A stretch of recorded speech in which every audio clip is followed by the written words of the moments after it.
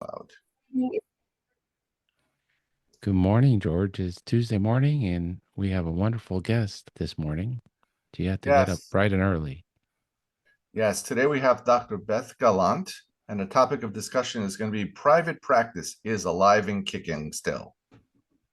Dr. So, Gallant is a well known pediatrician amongst the pediatricians of the American Academy of Pediatrics. She's the immediate past chair of SOPUM, and she runs an independent practice out in Oregon, which is a more of a rural practice than a suburban practice.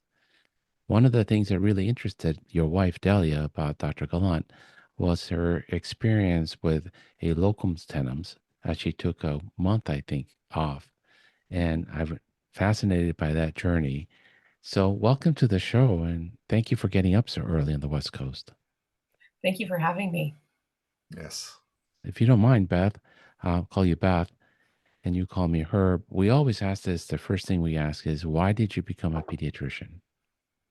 That's a great question. When I talk to my mom about it, I say pediatrics chose me. I don't know that I really chose it. Same goes with medicine.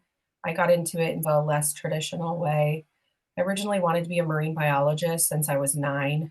And then I went to college and studied marine biology, and it just wasn't exactly what I thought it to be. And I looked around and I thought, what else is everybody doing over here? I had really great grades and was competitive with the pre med kids. And so I shadowed in an ER, and I thought, this physician is making a huge difference for her community. She's making an impact on lives. I'll pray about it and throw some applications out there and see how it goes. So really not the traditional medicine route. And then similarly, when I went to do my rotations in medical school, pediatrics was the first rotation that I did. And I thought, oh my gosh, rotations are so much cooler than traditional classroom work.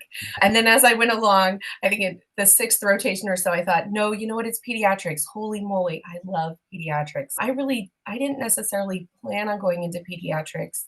It rather chose me, and thank God, because I love my job. I'm very lucky to do the work that I do and the way that I do it. I think pediatrics is a lot like marine biology, right? The newborn is like Flipper. And then I always tell the parents the 2-year-old boy is like a golden retriever. He likes to play, chase after the ball, eat, and to be hugged and loved. But they're not very smart. If he falls head first into the pool, he's not getting out. So you got to be careful. What I'm seeing with the medical students that rotate through my office is they come in, and I have yet to meet one that said, yeah, I want to go into pediatrics, is great. But after they hang out for a month in our office, then they realize, oh, this is a different thing. So I think the mentoring piece is what has been missing a I lot. think it's huge. Yeah, mentoring is huge. I remember I think in medical school, our pediatrics portion was maybe 2 weeks, and Mhm. it was, "Oh, and you just have these snarky moms and these crying children, and who wants to go into that?" And I'm like, "Whoa, you have patients who mostly tell you the truth, right? Right. You have parents who mostly wanna do the best they can. How is that not the audience that you want as a physician? Truthful people who wanna do the best they can." It's Yeah. beautiful. And it used to be the children didn't malinger very much, which is a joy.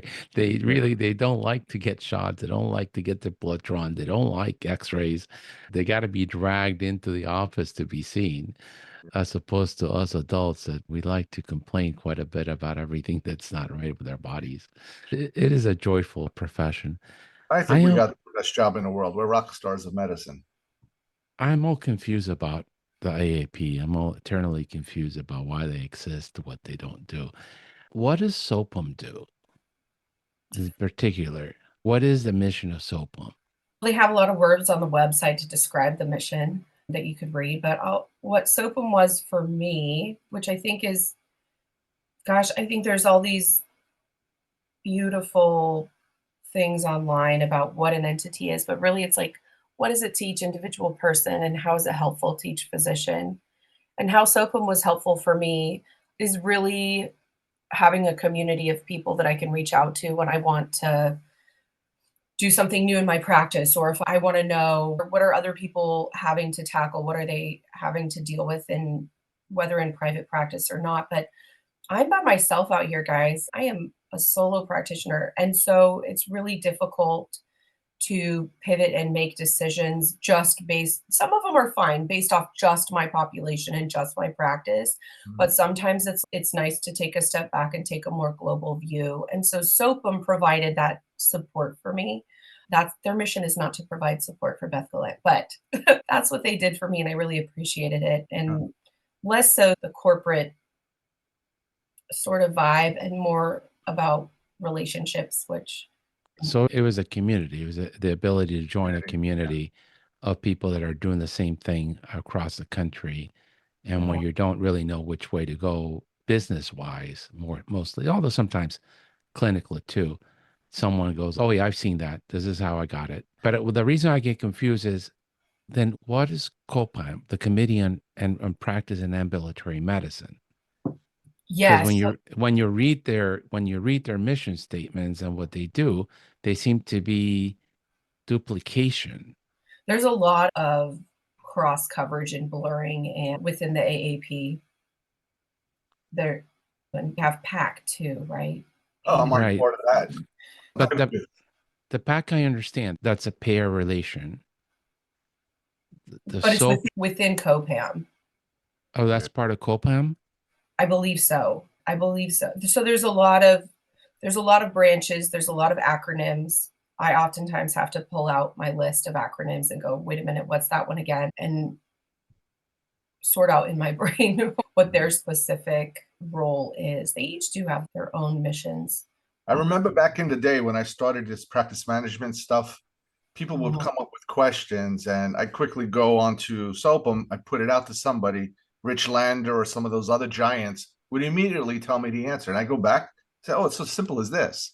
Everybody thought I was some kind of genius, but somebody ahead of me, back to the mentoring, told me the answer. And I think that's where medicine is starting to lose things, because we're doing what we do best, see patients. And a lot of the giants are no longer practicing. A lot of the giants are no longer on SOPUM. I think I'm not of the giant generation, but I learned a lot from the giants, and I'm feeling like I'm one of the last ones. I think that's how mentoring goes, right? You don't feel like you're a giant until quite late into it, right? I don't think if you ask Dr. Lander, or Dr. Lesson, do you guys think you're giants? Maybe now they would say, yeah, I contributed a lot. But Yeah. while they were still practicing, I don't know if they would have noticed that themselves. And so it's just part of how it goes. Yeah. How did you get into private practice? What was your journey like? So before we go there, I want to know, describe for the audience what your practice is, because it's very different. Yeah. Yeah, it is very different. I wish more practices were like it though, because it's more traditional, I think. So I am the only physician there. I have no PAs, no NPs. I have 2 medical assistants. I have a receptionist who makes my life awesome and amazing. I have a practice manager who is my husband actually, and massively overqualified for the job. And then really super cool, my mom does my billing. So it's a family business. That's an old school model. And It sure is. are you on a pediatric EHR, or are you on a? Yes, I use PCC. Okay. Very good. Very good.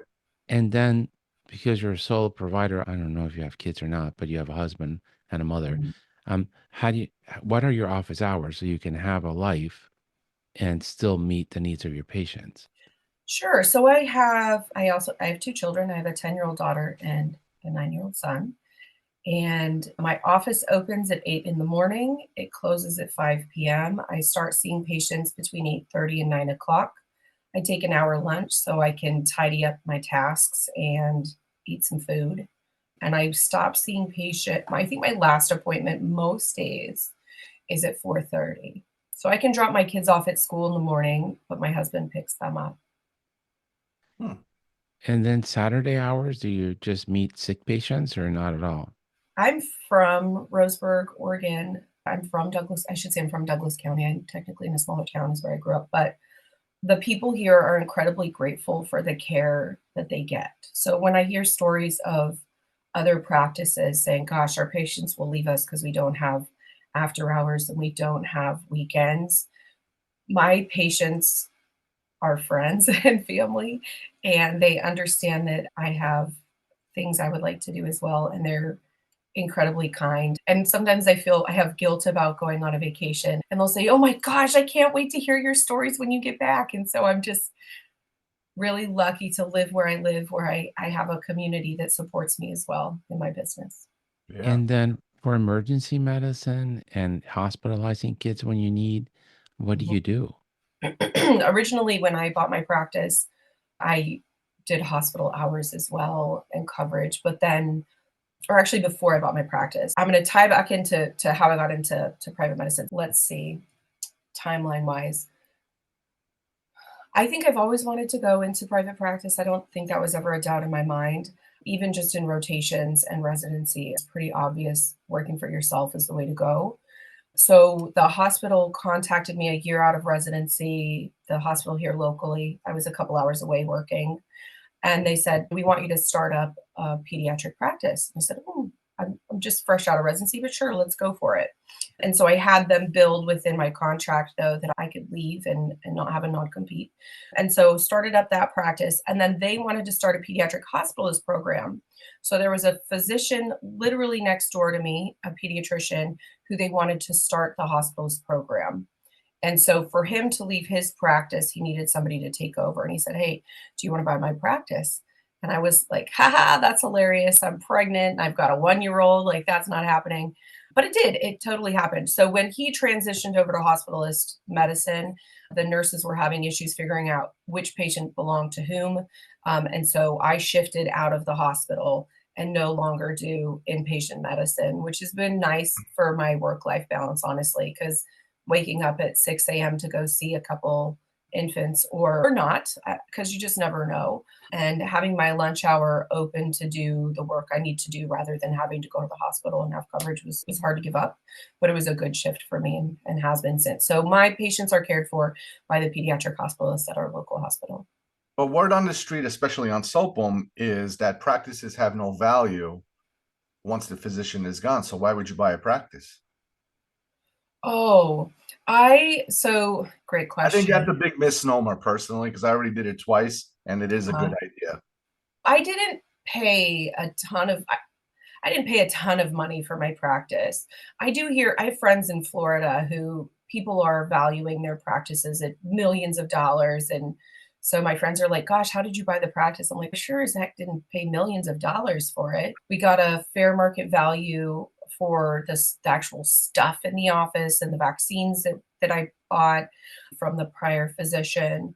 And I paid some in good faith money for his reputation, and he was wonderful, by the way. People talk about terrible stories about buying practices and loose ends and yucky things, and the person I bought my practice from was absolutely great. And I paid him as a consultant, I think, for the first 6 months because I was terrified, and I thought, "Oh my gosh, what if I can't pay my bills?" Because there's physicians in town that skip out on paying their staff and paying their rent, and I just thought, "Oh, I can't be that person." And I every nickel I paid for my practice was worth it. Yes, I agree. So I guess this is where that term alive and kicking in private practice came from. It's stories like this. I love it. This is the way it's supposed to be. But you didn't go into private practice right out of residency, did you? Yeah. No, I the closest I could get to home was about 2 hours north of where I am now, Right. and I signed on with a Mhm. hospital-owned clinic, and the it was okay, and then I got poached from my local hospital to start a hospital-based clinic, and that was not great. And Yeah. so when this other physician asked me to buy his practice, it was great. It worked out It great was a for us. great fit. And Yeah. and so tell us about how you went about recruiting a locums and your 1 month vacation and that whole experience because it's fascinating. Sure. So typically I take a week or 2 off per year, like a week block. I'll take a long weekend or whatever, but typically only take a couple weeks off a year. And that had been working well for us. But my husband had this dream to motor home to parks in the Southwest US, and you just can't do that in a week for sure. And we started looking into options for me to be gone a month. And it was terrifying because, like I said, my practice are my friends and my family, and to leave them with a stranger would be scary. And so my sister actually worked as a locum out of residency, and she made friends and connections, of course. And her close friend is some, she consults for the VA, is what she does, but she sometimes can take on locum jobs. And so about a year before we wanted to take our trip, we got in touch with her and said, "Hey, is there any chance you could come out and cover for me?"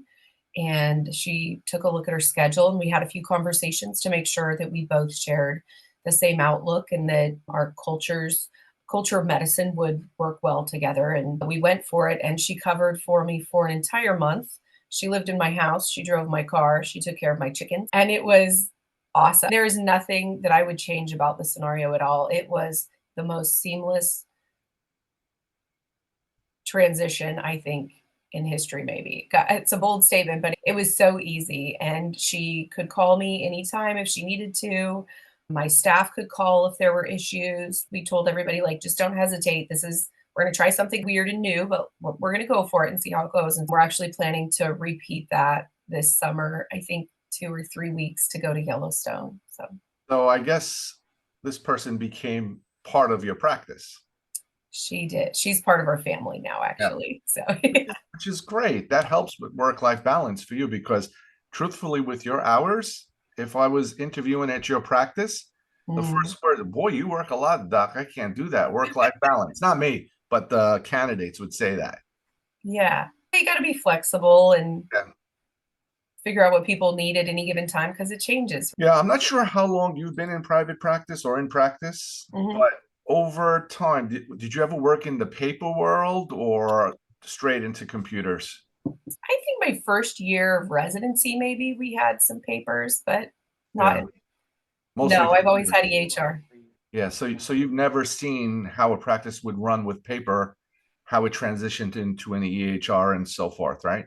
Actually, you know what? Now that you mention it, I did rotate with a pediatric office that had paper in either it was medical school. Yeah. I mean, it was quicker. It was quicker, but we didn't write anything. No. We didn't write anything. And, truthfully, a lot of those 99214s probably were 213s on the paper version. If you did too much writing, you were inefficient. But since you're in private practice now, what are some of the biggest challenges that you think you're seeing in private practice? Staffing, doctors, mid-levels, time off? My gosh, I think my biggest woe currently is mental health care for patients. I don't know about your practice. I am inundated with adolescents and teenagers that are addicted to their phones, who are not physically isolated, but very socially isolated, and trying to provide care is daunting. I would say that is it's actually, yeah, clinical woes rather than business administration. There's been ups and downs with that, right? There's always something. Getting Beyfortus was difficult last year, and my patients didn't really want it. It was nice that people weren't banging down my door when I couldn't even get it. But let's see what else. Staffing was an issue for a hot minute, but I'm really loving my staffing right now. So really, it's providing mental health care, protecting myself because I've done a bit too much of it and gotten very sad and tired. So having to say no is sometimes really hard.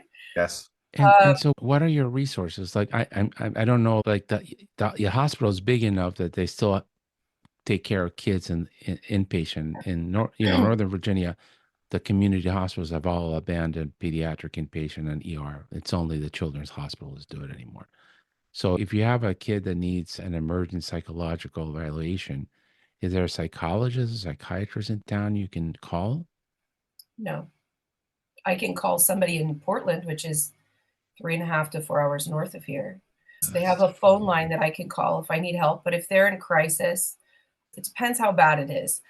If they're acutely suicidal and trying to kill themselves, I send them to the ER and they'll put them on a hold and put them in a room to keep them safe.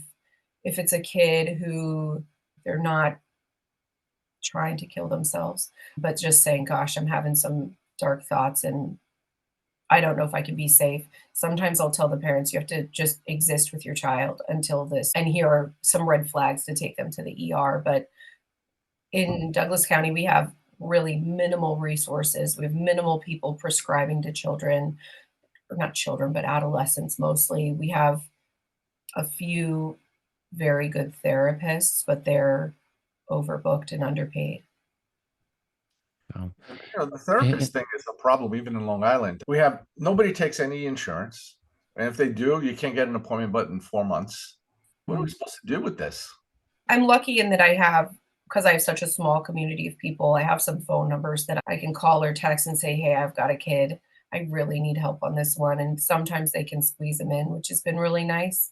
But without those relationships, I wouldn't be able to help my patients as Right. much. and I have another clinical question. At least here, every year, the thought police changes my language, so I'm trying to be careful. Um, but, but the overweight and obese stage 2 and 3 seems to be taking a big part of the clinical time. Like I dread an adolescent female well child exam. It's never just a well child exam. There's always anxiety or depression or Oh, something, yeah. some relationship problem with the mother. And it's, oh God, that's going to take me 30 minutes. That's not scheduled for 30 minutes. And then the other third of the time, I play an endocrinologist on YouTube. It's the obese patient, the pre-diabetics. We have this clinic that I help. This year they've had 3 type 2 diabetics and 1 type 1. It's an avalanche, it's a tsunami. And even though we have a lot of resources because we're a big metro area, it still takes 4 months and 9 months to see a peds endocrinologist if you don't have type 1, 500 glucose with ketones, you need to be admitted to the hospital. Are you seeing that out in rural and the West Coast too? Yes. Yeah. Our wait time to see an endocrinologist is much more, though. And I feel like there's a heavy leaning towards trying to get us to manage it. Type 2 Well, diabetes, definitely, they're not getting seen. And I think, I'm sorry to interrupt you, but I think we have to step up. There's only 1,100 pediatric endocrinologists across the country, and they're all overwhelmed as it is. And it's all the Mhm. same problem. It's a problem that Medicaid does not pay enough money for the children to be seen, and 50% of the children are on Medicaid. And if you're not in a procedural based science or career, and you don't have a heavy insured population, then you're treading water. And I think the endocrinologists, the peds, our friends in peds endocrinology have it worse because at least we get some easy stuff of the broncholytic or the ear infection, or once in a while the diaper rash, or the mom just thinks that this rash is really dangerous and it's hand, foot, and mouth disease, and it's an easy, quick, and it's going to get better. But the endocrinologist, there are no 10-minute visits for them. I don't know how you do a type 1 diabetic, look at their data, look at where their numbers are, counsel them, adjust their insulin in 10 minutes and move on. oh, yeah, So you can't. 10 minutes and move on is not realistic. no, but so what do? They're pressed. They have the same thing, but much more complex patients. Mm. So I find that to be very distressing because as I think most pediatricians were empaths, and we want to take care of our own. I was going to say a bad word, but we want to take care of our own house, and but not do any harm by giving the child the best person for that disease they have or they're living with. And it's hard when I see all these obese children or these kids with type 2 diabetes, and the teenage girls are struggling tremendously. And how do we take care of them? It's a Well, struggle. it's starting to become a general pediatrics. Like always, it's becoming a general pediatric issue to deal with. And I don't think I mean, we can learn about it. We manage ADHD. I personally don't like doing the anxiety, depression, but I'll refill a medication that was prescribed by somebody else. But I shouldn't be the one managing anxiety and depression. That's not my thing. I do manage anxiety and depression because there's no one else to do it. So Well, I did a couple conferences from psychiatrists to learn And I have some pretty decent boundaries. I will prescribe fluoxetine and sertraline, but I don't go into the atypical antipsychotics. I don't branch out into ones that we haven't. The conference I went to, one of them was really good about what we're going to do as a first step. You can do the first step while you're waiting for a referral. And if the first step works, then great, go with it. So I do think we need to be flexible and adjust to the needs of our patients. But if I didn't do it, Nobody it would. would be catastrophic, guys. It would be catastrophic Yeah, for my yeah. community. The problem there is the payment, and you know this well, George, because there's two partners in your practice that do all of this chronic disease management, and these are complex, time-intensive patients, and the revenue is not there. Especially if you're a solo provider, there's not three other people seeing the easy stuff fast to compensate for the more complex stuff. It's a big hit, and the only solution is better payment. We need to pay the pediatricians and the family practitioners what we really deserve for doing the work that we're doing. And especially when you're a solo practitioner in a smaller town, that if that practice goes under, there is no backup. In my neighborhood, there's lots of other pediatricians. If I stop seeing patients, there'll be a longer wait, but there's still someone to see them. In Bayshore in Long Island, if RBK closes tomorrow, Juan Spinoza will take some of the patients. Allied will take some of them. But in these smaller communities, Beth closes the door, no one's coming. Yeah. I hear what you're saying with the more payment. I agree with that. There's always better. But I think the burden that physicians have with anxiety and obesity and all these chronic diseases is not so much. Could you get to work with a patient that has anxiety and do your job and prescribe whatever medication you need to do within 30 minutes if you didn't have to write anything? No. And George, man, I love that idea. I know I'm like, I want to That's where try it's at. COPAM. That's You where guys it's listen to at. this AI Scribe. It's Yep. terrifying. Yep. I I've been find it using it for terrifying. a I tried year. it one day and I was like, oh my gosh, it just Yeah. really fills in a lot of stuff that didn't. I get to do checkups, right? You'll see a checkup. You have them fill out the PHQ-9. I find one that's suicidal. Happens all the time. That is put a gun to my head, Dr. Bravo, when that happens. I got to spend another half hour and this and that and blah, blah, blah. I do my checkup piece. I put on add another encounter. So what's this BHQ-9? Why are you sad? And you start doing your stuff humanistically. You get it all documented. Send them where they need to go, to the ER, to a psychologist, set it all up, and then copy, cut, and paste your entire transcript that you could never, ever in a million years write by hand. And it didn't take me 2 hours to do. It's the medical scribe. So that's how technology has helped pediatrics office. So Beth, your experience is different. You tried it and it hallucinated quite a bit. Yes. And it scared you. Yeah, I thought it sounded very pretty. I thought it was. No, she said she liked it. She didn't No, say I didn't. I did No, not she like did it. not Oh, you like didn't it. like it. Oh, no, I didn't. It's not the same as a physician typing. And I read it and I was like, wow, that sounds great. But is it what I would write or how I would write it? No. I've demoed about 10 of these products Mhm. just for kicks Yeah. to see what they're doing. And what they're doing is exactly what the EHR companies did. They made it more complicated, more bells and whistles, because the Dr. Bravos want this and they want that and they want that and they want that. You got to get a product that you could use right off the shelf that you can train on in 2 minutes and move on, and it's not intrusive to your lifestyle. If I have to demo a product and get training on it for 2 days, I don't want it. We're using a product that was very simple. It just sometimes I look at the notes and I sometimes wonder, is this really Dr. Bravo? But I know Dr. Bravo doesn't write anything. So that's how I know that it's the scribe. Yeah, well, and I think about, oh man, that you were touching on the EHR. There's so much gobbledygook in so Yes. many EHRs that I'm like, what a colossal waste of my time to read Yes. all of this nonsense and the boxes they were required to check that Mhm. is not really relevant to the care, right?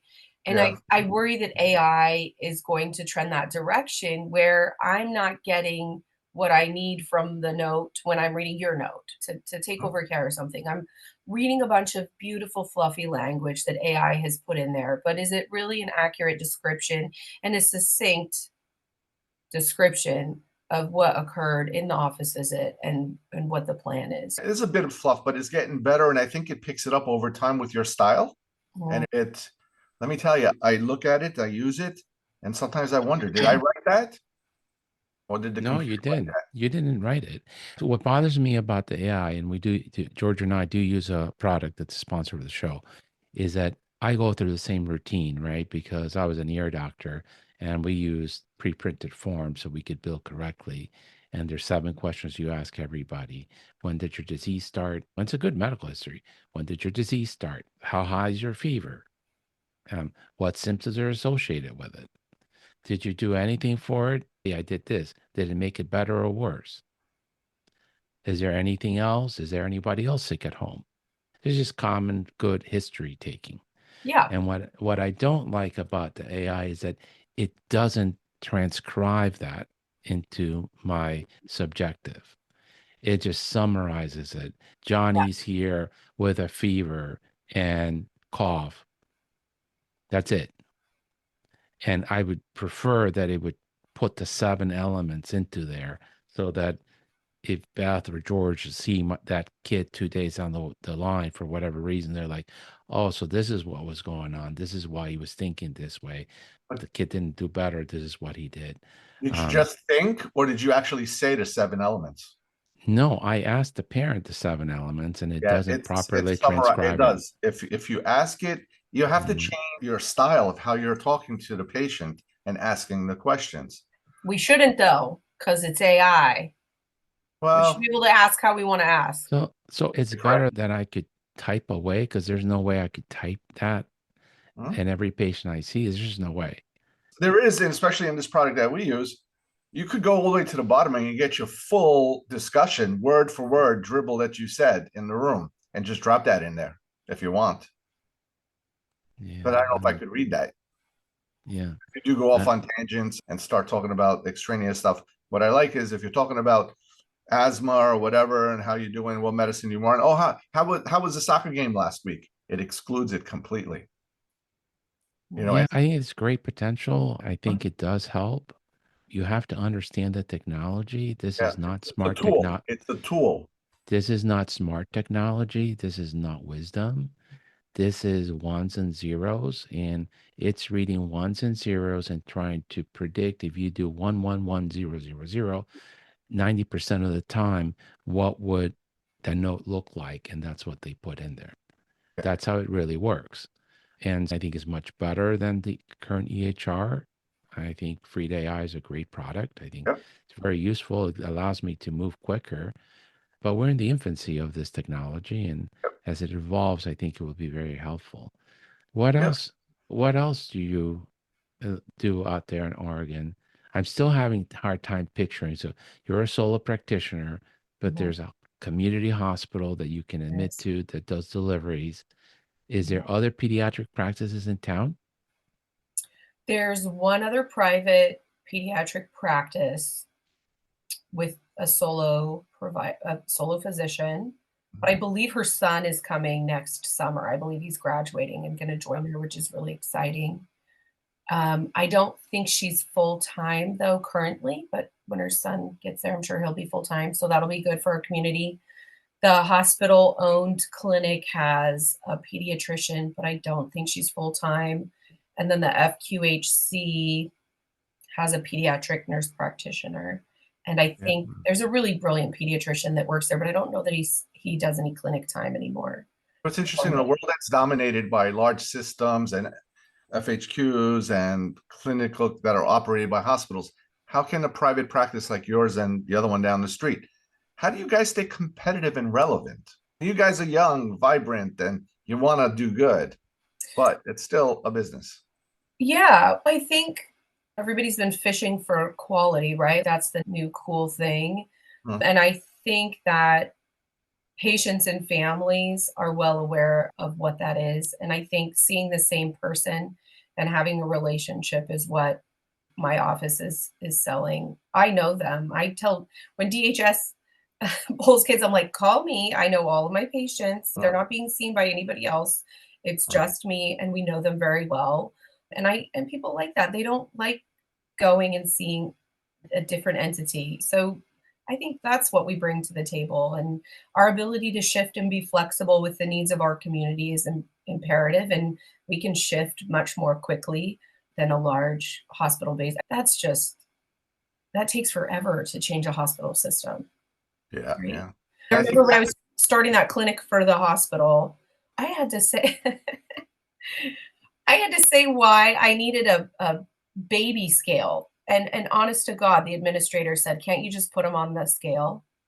Like the big kid scale, just plop them on there." I Yeah. was like, Yeah. "No." And it got to Yeah. the point where and I would have to, the thing on the wall that you measure the kid with. I said, "I need one of those." And they're like, "No, just use a measuring tape." And I was like, "You have got to be kidding me. I will not set foot in that clinic until you have the adequate tools for me to do my job." And yeah. I think, gosh, I shouldn't have to do that. So it's those little things that are barriers to providing care. And my practice, we have no overhead and administration that we have to get permission from. I get to do whatever I want. And whatever my patients need is what we're going to try to do. And that's how we stay relevant. What about access to care? What do you think In about what that? way? It's 3 o'clock on a Friday afternoon, and Johnny comes home from school. He has a fever and he has ear pain. You're closing down. Yeah, All yeah. your appointments are booked. You're full. We also know our patients well, and so sometimes we can squeeze them in. We don't want to send our patients to urgent care anymore Yes. than they want to go to urgent care. Mhm. And so oftentimes, and there are times that I can't, there are times that I cannot squeeze in another person, but there are times that I can. I can also go to somebody's house if I want to, right? I'm in a small community. I've done house calls. I've met people at my office on weekends because that's what I want to do, right? And I don't do very often. I need my work-life balance too, but the relationships that I have with my patients and their families is a blessing and a Mhm. beautiful thing, and no hospital system can replicate that. I guess it's the personal touch that builds these long-lasting relationships with the families, Yeah, I like right? to think so. So, Yeah. yeah. And then I guess what's going to happen, segue into the next question, is your community involvement. What makes you successful? How do you get successful? How do you get patients? I can predict one way. She was born there. She's from that community. Right. I know that. A So lot of these people were their grade school classmates or yeah. So it's word of mouth, right? Most There's of a it. lot of word of mouth. We have a great website. I used to do the baby classes at the hospital, and then I don't know what happened with those. I didn't necessarily quit, but I think someone else took over and whatever. We what else? We do I don't know, we do different things with our patients too that people hear about. We do a roller skating night, and we do gosh, it's not coming to me, but we do different things. Oh, I used to do a clothing giveaway. Your kids have outgrown all of their stuff and they wore it twice. And so we would do in August before school starts, or in July even, we would do almost like a clothing swap. So parents would bring their clothes from their kids that they've grown out of, and they can just take whatever they want, give whatever they want. So we do interesting things because we can. Yeah, but you know well, what? All these things require doctor time, Yeah. involvement, and a paycheck, and it generates no income. How is that good? it's marketing. I don't think a clothing swap takes doctor time. It takes Well, my time as you're a the human. face. You're there, you're involved. You're Yeah, not and I home take with my your family. kids. I take my kids with my kids come into my office. They have, my daughter likes to answer the phone now, which is neat and totally Yeah, doable. So it's a family business, and that's neat too. It's not absolutely. all about spreadsheets and dollar signs. It's No. about giving back a little bit, and you'll get more later for sure. So with all these things that you have going on, you got a mom, you got a husband, you got two kids. This is your community. You grew up in that community, then you're a doctor, then you're a business owner. How did you find the time to be part of SOPUM That and was be the really hard, chair? actually. That was really hard. So I was on the executive committee for a few years, and then Sue had to step down to be the president, and they needed an I really was only the chair for a year. They had asked me to come on longer, and I had to say no, guys. I said yes to the interim, which that was plenty for me. That really overextended me quite a lot. And I love SOPUM, but that was too much. So I'm glad it was just a year and that it was hard to say no, but it was a But good. what was your job? What'd you have to do? I'm on PPAC. I have a meeting with them once a month or so. We talk about stuff, and that's the end of the involvement. Yeah. I think SOPUM's much larger, and there's a lot more issues that come across. Yeah. They I were onboarding the new listserv portal, yeah. option, and I don't know. They're trying to redo the structures and groupings, and I don't know. There's always stuff. You got to review policy statements and articles, and In it's just a SOPA? lot. What's Yeah, that? Yeah. yeah. Why? It's private Well, practice that's management stuff. Tell me, because that's the way the AP works. that's corporate. Because when they write an article from an academic standpoint or a policy from an academic institution standpoint, and they want to roll it out and say, this is what everybody should be doing, me, solo practice over here in Oregon, needs to be able to say, hey, that I can't implement that. I'm over here by myself. It is an N of one over here, guys. Like, it has to be doable for me too. I'm gonna have you hold that thought. Oh Okay. boy, here we go. I'm not gonna explode, I promise, because I'm in the office today, so I have to be. There's kids in the office, but I have this disagreement with Jesse Hackle, where I think the chairs of these committees should get paid so that they have the time to do this. He thinks absolutely not, because this is what he does for charity. He says, I don't go to the synagogue. I don't volunteer in the old people's house. I don't go to the hospital and help for free. This is how I give back to community. And my argument is, if we want younger pediatricians that represent not the hospital, not academia, the rural communities, the communities that are probably underserved in every big city, which or somebody that was from that community that has a small practice, they just simply cannot afford to take a day off from work and lose that income and maintain the business and the access to care. So and Jesse says we should volunteer. I'm like, but if you do it that way, only the people in larger practices that are older can contribute, and we're not really getting a whole 360 view or involvement, because there's either 33 or 60,000 pediatricians. I don't know. I was just having this conversation with Jesse, because one place said it was 63,000. The Labor Department, the U.S. Labor Department says there's 32,000 pediatricians. I don't know which one's true. The numbers on payment, on salaries, seems more accurate from the Labor Department. So I'm like, Jesse, I don't know which one is true. But anyhow, so I think we have a difference in that. As far as implementing stuff in the office, I'm very frustrated because the AAP is an old arthritic man that moves very slowly, Oh, very slowly. and everything is like the US Congress. Here's a proposal from Dr. Bravo. Okay, we're going to send them to SOPUM, and then we're going to send them to COPAM, and then the immunology committee and the endocrinology committee. And these people are all volunteers. So they're like, yeah, this is important. And then the months go by and nothing gets moved. And when you talk about implementing stuff in the pediatrician's office, we don't get to the table when these decisions are being made. So right now, I don't like the term type 1 diabetes. I call it autoimmune diabetes. We know that you can draw the autoantibodies early, 9 months to 2 years of age, and see which kids have insulitis. Out of those kids, 40% to 85% will end up with end-stage pancreatic insufficiency. The community is very strong, because if you live with type 1, if you have a child with type 1, if you had a mother with type 1, it changes your life.